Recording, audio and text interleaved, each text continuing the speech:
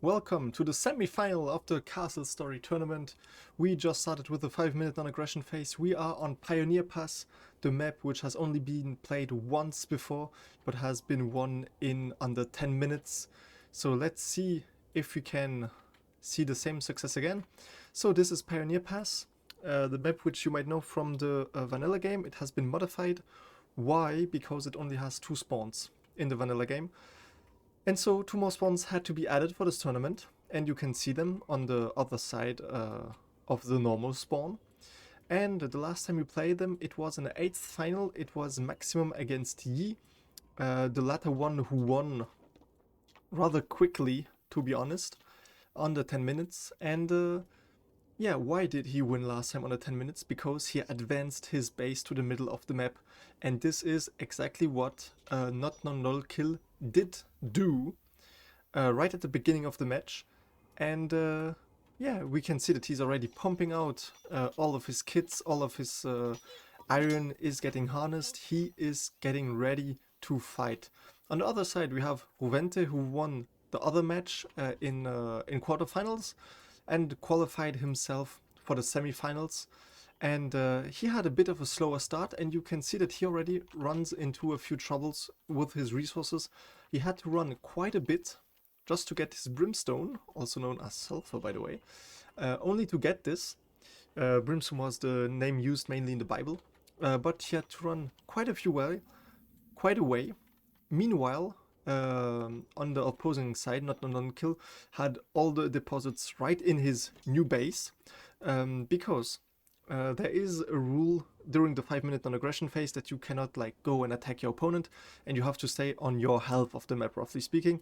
And so technically he would still be on his half of the map. Therefore, this is not a rule break. And actually, fun fact, Yi did exactly the same. He was on the other side when it happened, but he put his base down here, and so he was able to just rush his opponent way quicker. So right now the odds are oddly favoring Notnonlokill, a very skilled player, we have to say. Well, every player in this tournament is skilled because they all went through the group phase, and so they had to have won some matches against other players. So, and some very skilled player also didn't survive the group phase because they were in a group with very strong opponents. But yeah, second match on Pioneer Pass right now. And what's the main feature of this map? Well, first of all, scarcity of resources. There are not many resources all over the map. It's not like Colibri, where you can find plenty of resources and have many crystals to controls. And on the other side, as well, it's a very small map. You can easily rush it, and also you can easily just chop some wood here and create a passage, which is not there in the normal in the normal configuration of the map. So if you would just like chop some wood, you could create a passage and shorten the map for yourself. And yeah, this is not something any of the player has done last time it happened. But yeah, actually here we are very close to having another passage, but it would only be to his crystal. And also a very neat specificity of this map is, oh, and here we see he's already making sort of a split of the map. It's what I was going to speak about, is that you have like to, if you want to go from this crystal to the other one, you have to do the zigzag in the middle, which well, takes a very long time. That's why cutting some woods would be very, very, very useful, just to create a shorter way. But yeah, we didn't see it yet. Maybe we're gonna see some rush where one worker is gonna cut some wood here just to get out of the base quickly. And we can see Ruvente started conquering his first ward just next to his base. So in this regard, he's quicker than his opponent. 30 seconds to go. I'm just giving him the heads up. But on the other side, so let's quickly make the count on the kits. We have 8 lances, but only 5 helmets, with a 6th one being ready here. Meanwhile, on the other side, we have 8 lances as well, but only 4 helmets. So slight disadvantage, but there's a 5th one being made. So both players are roughly on the same page. I think the main disadvantage, and there we go. So now the 40-minute match starts, but I'm not sure if it's gonna be a 40-minute match, simply due to the advanced base position of Notnonlokill. This is rule breaking. I'm gonna handle this in a second. But yeah, what I wanted to say is that simply due to the advanced position of the base, yeah, all those crystals are basically safe. Like he already has like 3 to start. Meanwhile, his opponent has the risk of those crystals being rushed away.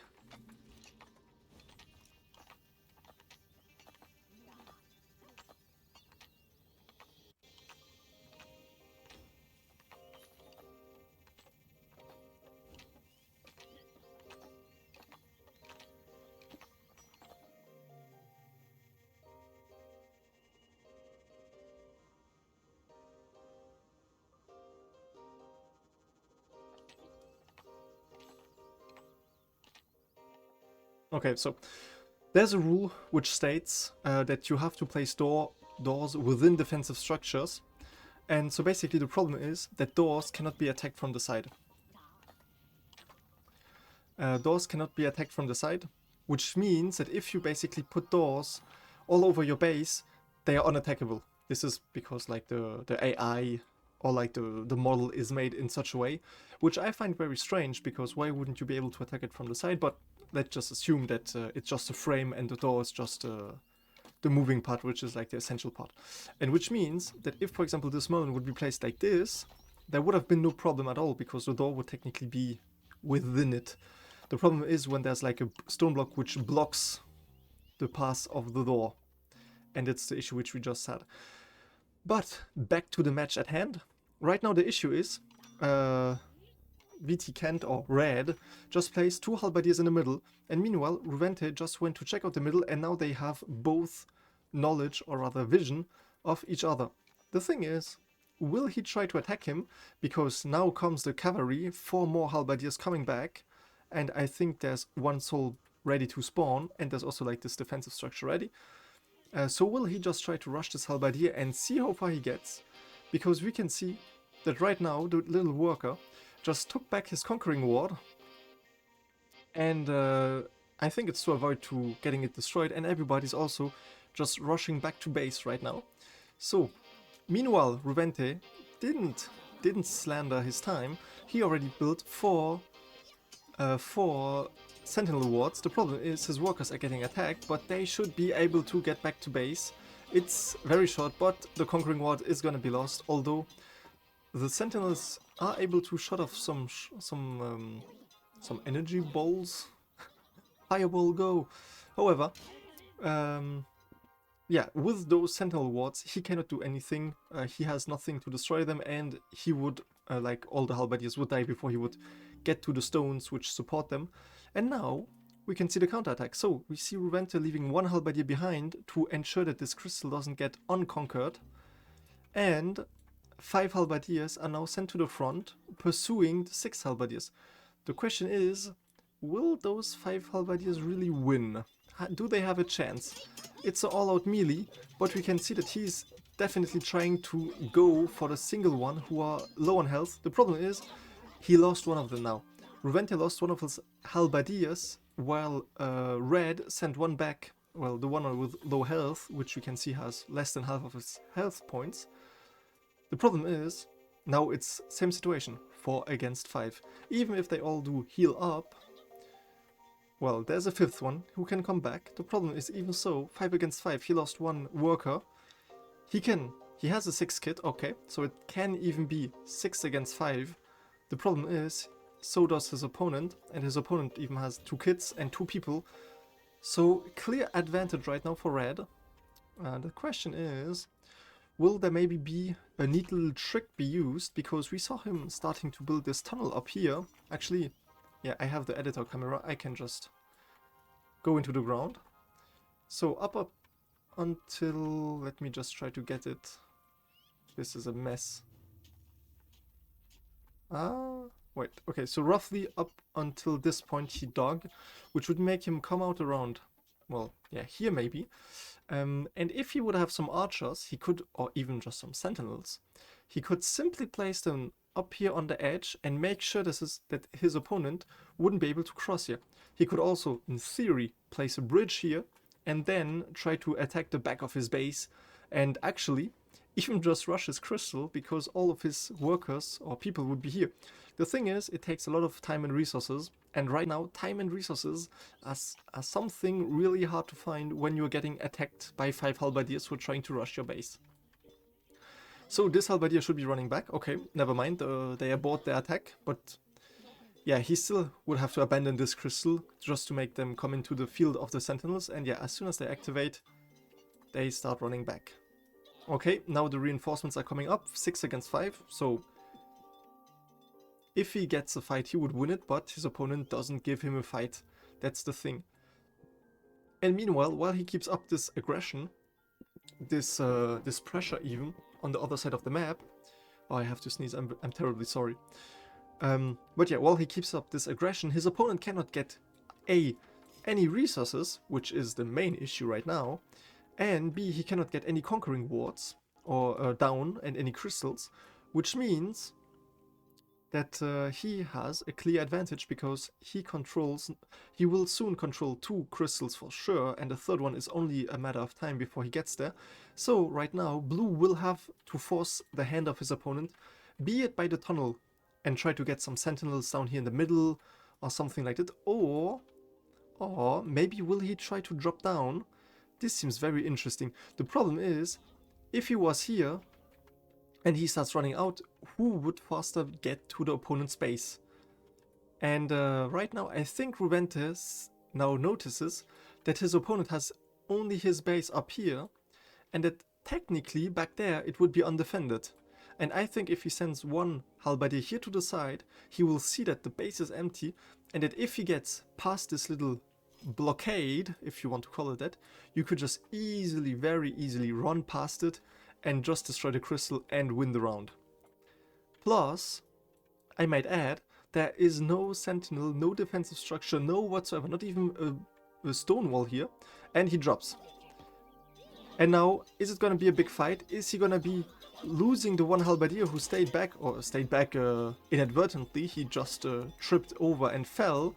The question is, how far will his pursuer come? Will he try with 7 halberdiers to kill this little one? Or will he just stop at one point like he did before? Because now he reached the top of the mountain. He is on top. He will be able to place whatever he wants on the edge, or even a ladder for that matter. And now the only problem is that if red comes into the base, he's gonna get shot to shreds by the sentinels, so he just has to come back. As long as he doesn't have anything like an alchemist who can destroy the sentinels easily, that is, he's gonna have an issue. And on the other side, I think, didn't I see before something alchemist related? Well, it seems not, so my bad. But we heard that another pawn just spawned. So, and now everyone is back to base. And another time, an halberdier is being sent out to scout again. And actually, red even leaves one behind, so now they're just looking at each other in the middle of the map and being like, well, hello there, because they have to know what the other does. Like, this is basically their anti-rush strategy, because then you can just like see if there's a rush coming or not. But now, since he reached the top, I think he has an idea. Also, there's much more iron to be found here. But will he maybe build a bridge over there to get a passage and then to literally come out behind the enemy base? Because yes, as said, if he builds a bridge, he could just walk down here, get inside his opponent's base, destroy the crystal. There's no defense here whatsoever. Or will it be another strategy? Now 4 more halberdiers are coming inside the center of the map. What is he trying to do? Because now another conquering ward has been put down and the halberdier spots them all. So he knows that there are 5 people looking at him and basically being like, well, hello buddy. But yeah, very interesting, because we don't see him gather any ropes or anything to make ropes, or even fabric for that matter. So we can assume that he's not trying to build a bridge. And now the other halberdiers are coming. So did he notice that there's a rush coming. Yes, he did. The halberdier is running back to his base. And yeah, he ordered one to take back the Conquering Ward. He missed it. But he's gonna be taking it back to the stockpile and tell everyone to equip their weapon. Also, very bad timing because everyone was just on top of the hill, so they are not in the base ready to equip weapons. But yeah, Notnonlokill, so red, just keeping up the pressure, making sure that his opponents cannot get any map control or even out of the base. So fascinating stuff, you gotta admit it.